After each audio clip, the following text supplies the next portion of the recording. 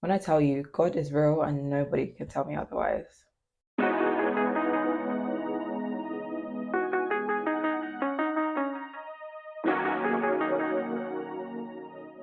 Okay, so today I'll be discussing my journey slash relationship with God, spirituality, religion, the whole shebang. Um, I don't know where to start. I guess I start at the beginning. Well, not the beginning, like Genesis, but my beginning. So let's get into it. Okay, so I was raised Jehovah's Witness from I was about 4 or 5, I think, till I was about 16 when I decided to leave. So it was like a big chunk of my childhood, over 10 years of me being in the organization. So everything I learned about God was through the organization. So much so that when I did decide to leave, and like years of not attending any meetings or kingdom halls, um, a lot of the things I'd learned as a child were still very much ingrained within me, even down to like the way I would pray. Like without fail, maybe sometimes I did fail, but I would always pray at least once a day, mainly before I go to bed. And like even down to like the words I would use in prayer and the way and like the manner in which I would pray, still very much ingrained within me. Um, Even like sort of like my attitude towards like holidays like Christmas, even like birthdays and stuff, still very much ingrained within me, even though I hadn't been a Jehovah's Witness or a part of that organization for years. So after some years of leaving now, I found myself starting to like dabble into things like tarot and astrology. Now with astrology, it was quite intriguing because everything that I knew beforehand was very much just like your zodiac sign, your sun sign, this is who you are, and horoscopes and stuff. And what I'd been taught as a child in religion is that obviously horoscopes are bad, but I didn't really understand why. I feel like I was too young to really grasp the reasons behind it. But it's even funny because I remember being eight, a bit of a tangent story, sorry, bear with me. But I remember being eight and I bought like a little magazine, one of them little girly magazines, and I read my horoscope. And it must have said something along the lines of like, oh, this week you're gonna get extra pocket money or something. And I remember I didn't get the extra pocket money that week, so I was upset. So from then I had really made up my mind that okay, I don't believe in these horoscopes kind of stuff. So it was kind of funny to kind of see that I was revisiting astrology as a whole like 10 years later. With astrology now, I just find it really interesting that the descriptions for like the different placements were quite accurate, even though they didn't know me personally. So because I maybe had a specific placement in a specific planet in a specific house, they will be like, okay, cool. You probably experienced X, Y, Z, and that will maybe drive you to do X, Y, and Z. So like, oh, like how did you know that? And you don't know me personally. So I was quite intrigued. And even when it comes to like the big things like oh, planets moving and how this may affect you and like retrograde and all that kind of stuff. I'll be looking, I'm like, that's accurate. Like, how do you know that this would happen? And you don't know me personally. So I could see why I kind of got intrigued and interested into astrology as a topic. Now with tarot, it was a little bit different. I think I found myself watching those readings as more like to find predictions for my life, I guess you could say. Like I'll be fully sitting there with my little pen and paper, taking notes, listening to what the readers are going to say is going to happen for me. I think, okay, cool. Because I had this placement and this in my chart, this is going to happen for me in this month, or this is going to happen for me this year, or this is going to be the theme of my life for this period of time. And I would find myself becoming quite consumed in the readings. Like I'll go through a phase where maybe 3 months I'll be watching tarot readings all the time, and then for another 3 months I'll like lose interest completely, and then 3 months again I'll be watching them all the time and think, okay, it's gonna happen, and I'll just like often repeat the cycle to the point it was kind of like I'm done because what they're saying after a while becomes quite generic. Like even if you're watching different readings, they're all kind of saying the same thing. It's always going to be like, oh, you're going to find the love, or this person's coming back, or somebody's watching you, and like it just became quite repetitive. And I was just like, yeah, I'm just not really interested in anymore. Okay, now you're probably wondering, how does God come into all this? We're getting there, trust me. So like I was talking about with tarot and astrology and like watching readings online and kind of engaging with that sort of content, the way algorithms work on social media, if you engage a particular like piece of content, they're going to start to show you more of similar things, right? So I remember, I want to say around like summer last year, my For You page on TikTok was very much just, it was astrology and like Black Girl UK, Black Girl US, hair stuff, makeup stuff. and a sprinkle of like Jamaica TikTok, those like 5 or 6 topics. But I remember there was one post that came up randomly. And when I say randomly, I mean randomly. I'm going to try and find the post if I can, or at least the young man's page. But to paraphrase what he was saying, he was basically talking about God putting you through certain seasons and how you may lose certain people, just going through certain things.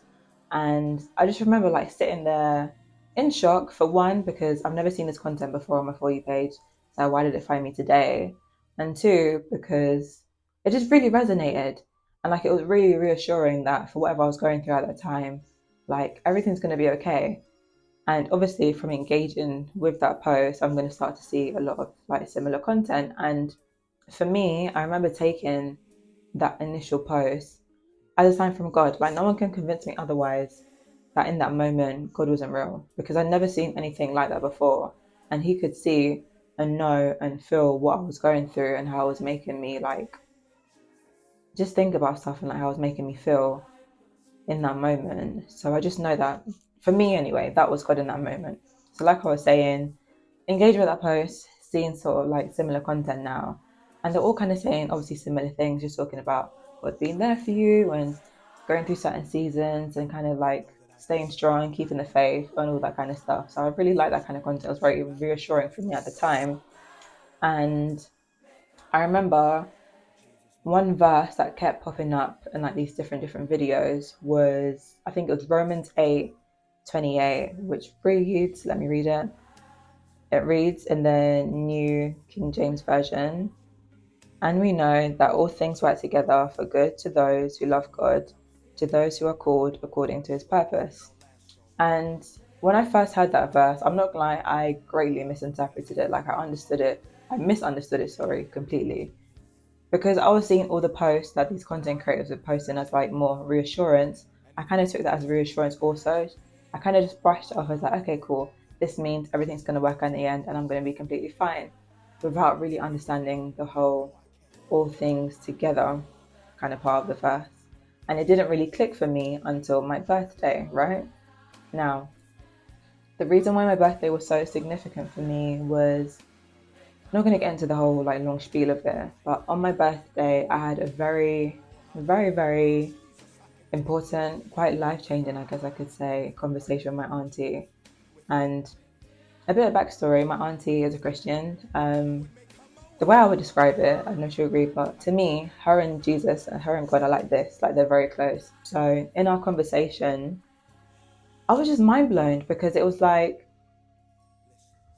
I'm even, I can't even think because I'm reliving the moment, but it was mind blowing. And like, I was just taken aback because the things that she was telling me, that God was telling her, was things I never shared with her. And for me, in that moment, even up until now, that was God.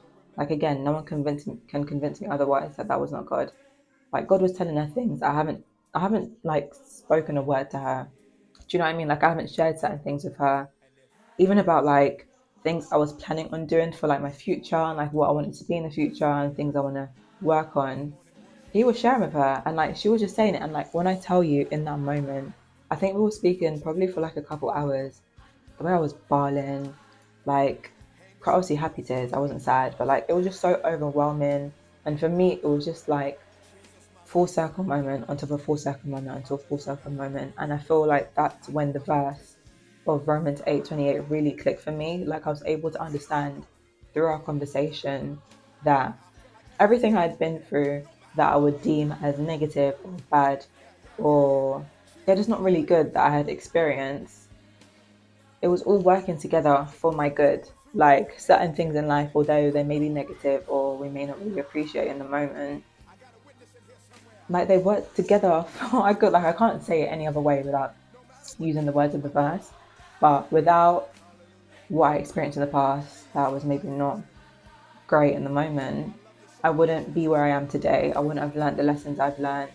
I wouldn't have, experienced things I experienced. I wouldn't be where I am. I wouldn't have known and gained the knowledge that I've gained today, essentially.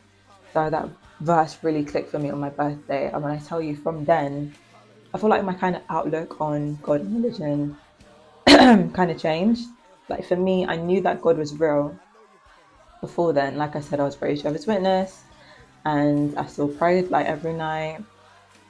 But for me, that was like the greatest confirmation. Like when people would describe in the past, talking about how they know God is real, I would always question like how, because like you haven't seen him physically, and like I wouldn't understand how people would talk to God.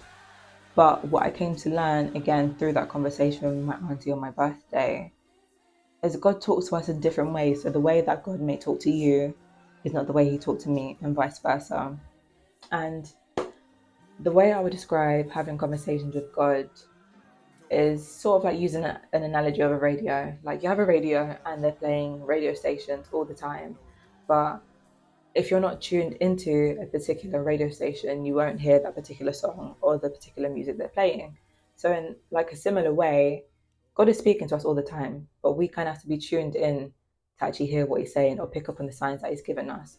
So I've even taken that in and kind of looking back on things I've experienced in my life, it's made me actually reflect like, oh my God, like that was actually God, but I didn't know at the time because I was so distracted by what was happening right in front of me. And again, from that conversation I had on my birthday with my auntie, I feel like I've been picking up on signs a bit more and they've gone a bit clearer. And rather than what I would have done in the past, which would have been like, see something, think it's a sign, but then doubt it, I'm no longer doubting it so quickly, or I'm just not doubting it at all. I'm just trusting in the fact that it's God, and it's just I don't know how to describe it.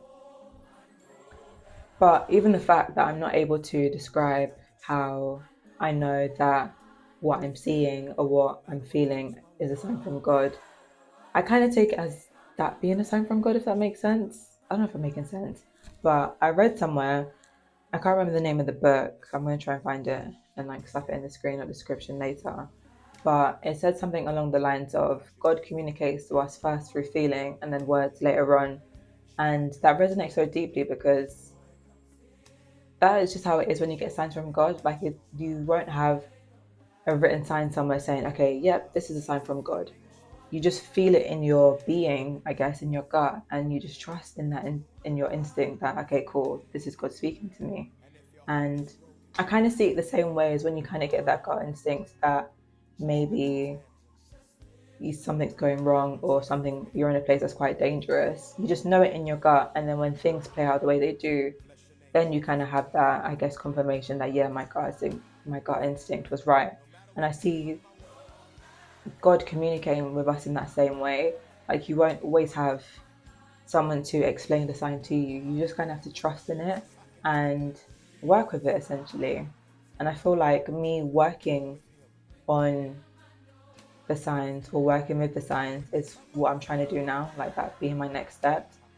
Because I'm not going to lie to you, again, since my birthday, even beforehand, I've been picking up on little signs from God, and I feel like I said before, like they're getting a bit clearer now, and I'm able to identify them a lot quicker and a lot stronger than I would before. But as it says in James, I want to say James, I've got it written down, let me not go off my memory. Yeah, in James 2:26, it reads, for as the body without the spirit is dead, so faith without works is dead also. So, as much as I'm seeing signs and I'm praying and I'm trusting in God and I'm believing that he's real, it's time for me to kind of get the ball rolling. Like I know what he's told me to do. I know um excuse the abrupt ending of the last clip, my microphone died. But what I was going to go on to say is that now I know what I need to do. Now that I've seen and heard the signs from God, it's time for me to essentially apply what it reads in James 2:26. I need to put the work in also. Like it's all well and good having faith in God and knowing that he's going to come through for me. But there's no point trusting if I'm not going to listen to him essentially. I need to put in the work and actually take heed of the signs he's been showing me and follow through essentially. Just want to say a big, big thank you to those of you that made it this far in the video. Thanks for tuning in and spending some time here with me and listening to me and my thoughts. I hope you enjoyed. If you did, don't be shy to leave a like or a comment down below. And yeah, I hope to see you again. I was raised Jehovah's Witness. Someone just sneezed outside. So even when I made the choice to leave, certain things are still ingrained within me.